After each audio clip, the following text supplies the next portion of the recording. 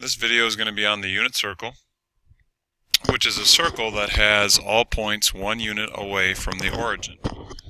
It also has angles and trig values on it that we'll use as reference. So if you can just imagine, we have a circle here and all these points on this circle are 1 unit from the origin. So we're going to start off by talking about angle measurements on this. And we'll begin by putting 0 degrees right on the positive x-axis, which means if you go all the way around the circle, brings you back to the positive x-axis, that's 360 degrees, which then makes the very top 90 degrees. Over to the left is 180 degrees, and at the bottom 270 degrees. Then we've got 3 spots in each quadrant.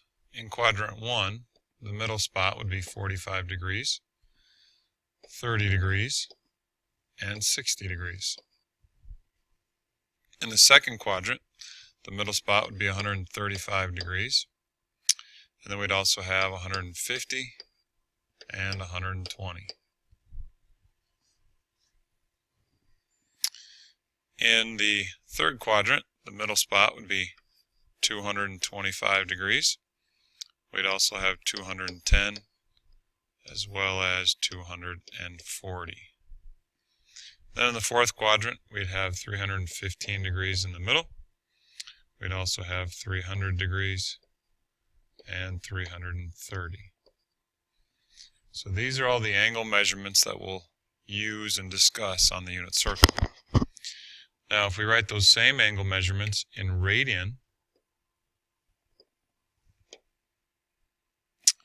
0 is the same thing as just 0 radians. All the way around the circle is 2 pi, which means halfway around the circle is 1 pi, which means 90 degrees is the same thing as pi over 2. And 270 degrees would be the same thing as 3 pi over 2. Now, to get the rest of these, half of 90 is 45, and half of a half is a fourth. So that's a fourth of a pi. Now, when I fill in the rest of these, I'm just going to keep adding 1/4 pi. So we start at 0, we add 1/4. 2/4 is just equal to 1/2. 3/4 would be right here. 4/4 is just 1 pi written already. Then we'd have 5/4. 6/4 is already written as 3 pi over 2. And then 7/4. So that's all your multiple of 1/4 pi or multiple of 45s.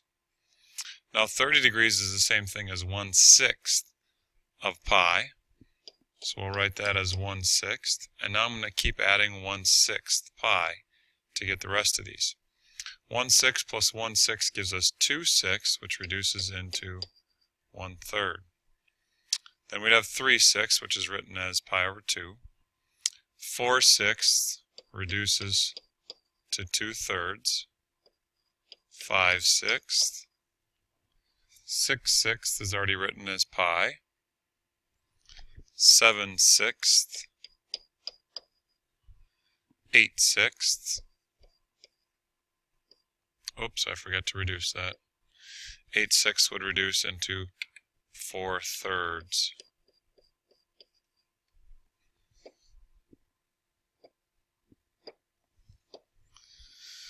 9/6 reduces into 3 pi over 2. 10/6 reduces into 5 pi over 3. And then 11/6 is the same thing as 330. So there's all of your angle measurements in degrees and in radians on the unit circle. Next, we're going to move on to the coordinate points on the outside. Now every coordinate point is written x comma y is the same thing as the cosine of theta and the sine of theta. So keeping that in mind, this point over here at 0 degrees is the same thing as 1, 0. Which means the cosine of 0 degrees is 1 and the sine of 0 degrees is 0. This point at the top, which would be located at 0, 1, means that the cosine of 90 degrees is 0 and the sine of 0 degrees is 1.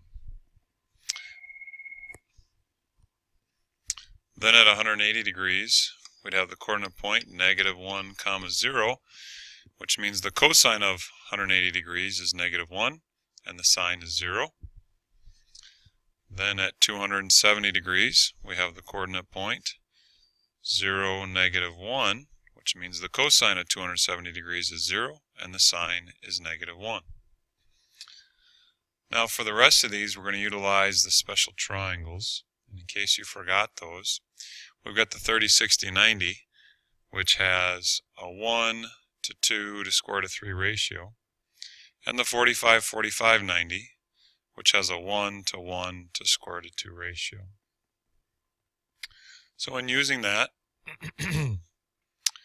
we take our 30-degree angle, and if we look at the 30-degree angle here, the cosine would be square root of 3 over 2 for the cosine,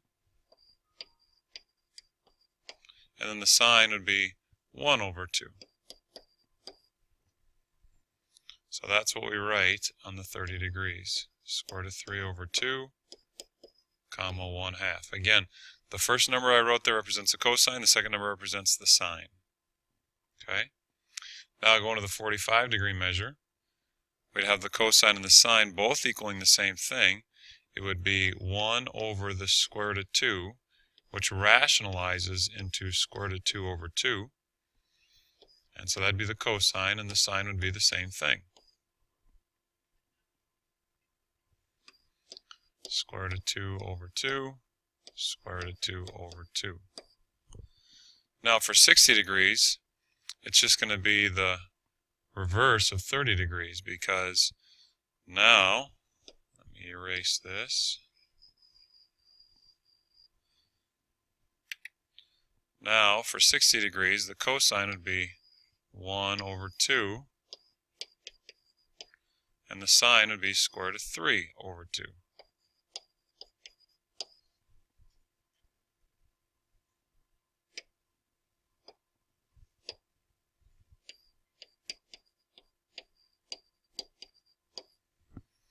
Now the great thing about this circle is it's going to be symmetric. So watch the coordinate points that I place in the second quadrant.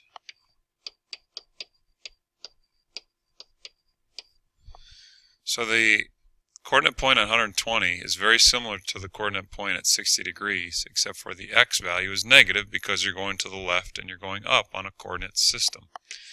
Likewise, at the 135, it's going to be the same thing as 45, except for your x value is negative. And then at 150 degrees, it's going to be the same as 30 degrees, except for your x value is negative. And now moving into the third quadrant, they both have to be negative.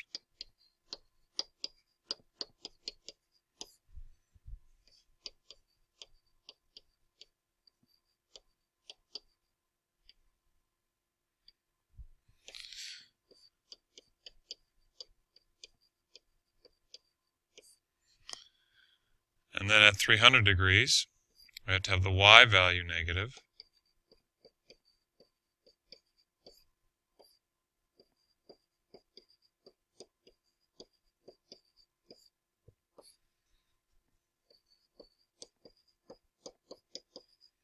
But hopefully you can see the symmetry that exists with all these coordinate points in each quadrant. And then we just have to make sure we have negative signs on the appropriate x or y value. Now again, each x value, this is very, very important. Each x value represents the cosine of that particular angle. And each y value represents the sine of that particular angle. This is the unit circle. And thus a cleaner version of this would look something like this. This is in the back of your books. And so feel free to reference that if needed. But same thing that we just wrote down on that sheet of paper.